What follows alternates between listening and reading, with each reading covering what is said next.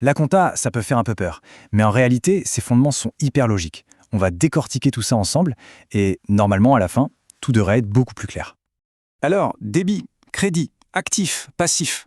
Ouais, ces mots peuvent sembler un peu barbares. Mais en fait, derrière tout ça, il y a une idée toute simple. Et une fois qu'on a capté cette idée, eh bien, tout le reste devient limpide. Allez, on commence par le commencement. Les deux piliers de toute la compta, débit et crédit. Leur seul et unique boulot, suivre des flux, des mouvements. Alors là, attention, c'est la règle d'or. La seule chose à retenir, vraiment. Débit, ça veut dire que quelque chose entre. Crédit, ça veut dire que quelque chose sort. C'est aussi simple que ça. Tout part de là. Ok, quelque chose entre, quelque chose sort. Mais de quoi on parle au juste? Eh bien, en compta, on a 4 grandes familles de flux. D'abord, le flux physique, des marchandises, du matériel. Ensuite, le flux monétaire, ça c'est l'argent. Puis, le flux de créances, c'est quand on a le droit de recevoir de l'argent d'un client. Et enfin, le flux de dette. Là, au contraire, c'est une obligation de payer un fournisseur.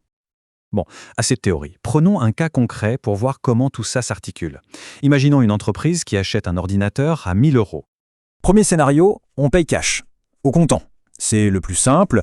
Qu'est-ce qui se passe? L'ordinateur, un bien physique, il entre dans l'entreprise. Donc on le met où? Au débit. Logique. Et en face, qu'est-ce qui sort? L'argent. 1 000 € qui partent du compte en banque.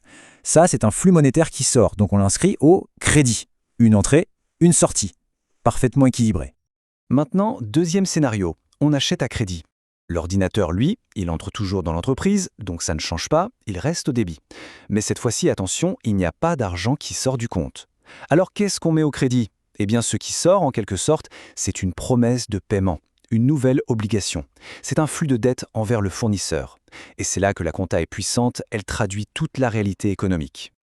Allez, on prend un peu de hauteur maintenant. On quitte les opérations du quotidien pour regarder la vue d'ensemble. Et pour ça, on a 2 autres concepts clés, l'actif et le passif. Il faut voir ça comme une photo, un cliché instantané de la santé financière de l'entreprise. Alors, actif versus passif. En fait, c'est très simple. L'actif, c'est tout ce que l'entreprise possède. Le passif, c'est tout ce qu'elle doit. C'est l'origine des fonds qui ont permis d'acquérir ce qu'elle possède.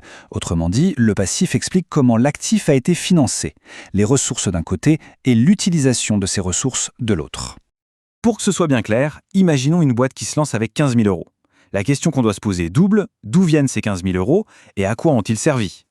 Et regardez comment la magie opère. Côté passif, les ressources. On a 5 000 € qui viennent du créateur de l'entreprise, ça c'est le capital, et 10 000 € qui viennent d'un prêt. Total, 15 000. Maintenant, côté actif, qu'est-ce qu'on a fait de cet argent? On a acheté pour 10 000 € de machines et il reste 5 000 € en banque. Total, 15 000 aussi. Et voilà, c'est ça le bilan.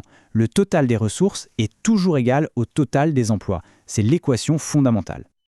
Ok, donc si le bilan, c'est une photo à un instant T, eh bien le compte de résultat, lui, c'est le film.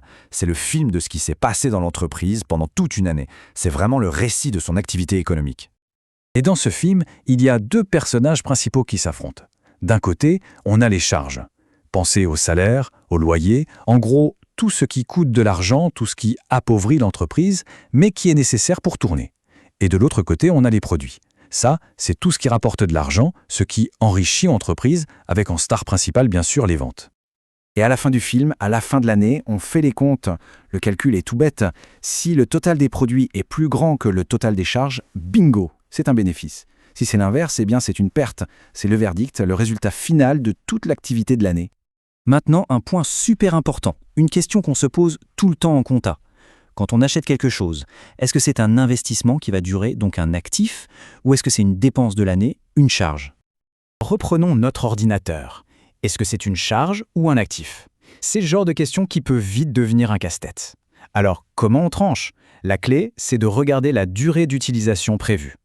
En fait, la règle est assez simple. Si le bien est destiné à rester dans l'entreprise plus d'1 an, un ordinateur, un véhicule, alors c'est un actif, ça va dans le patrimoine, dans la photo, le bilan. Par contre, si c'est quelque chose qui va être consommé rapidement, en moins d'1 an, des cartouches d'encre, de l'essence, alors c'est une charge. Et ça va dans le film de l'année, le compte de résultat. Bon, on a vu pas mal de choses, débit/crédit, actif/passif, charge/produit. Maintenant, l'idée c'est de voir comment toutes ces pièces du puzzle s'assemblent pour nous raconter l'histoire complète de l'entreprise. Pour résumer, on a donc 3 niveaux de lecture. D'abord, le langage technique du quotidien, débit-crédit pour enregistrer toutes les entrées et sorties.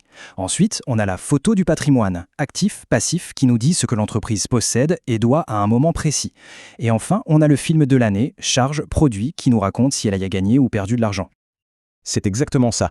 Ces outils ne sont pas juste là pour empiler des chiffres. Non, ils sont là pour construire un récit, pour raconter la vie d'une entreprise sur 12 mois, avec ses réussites et ses difficultés.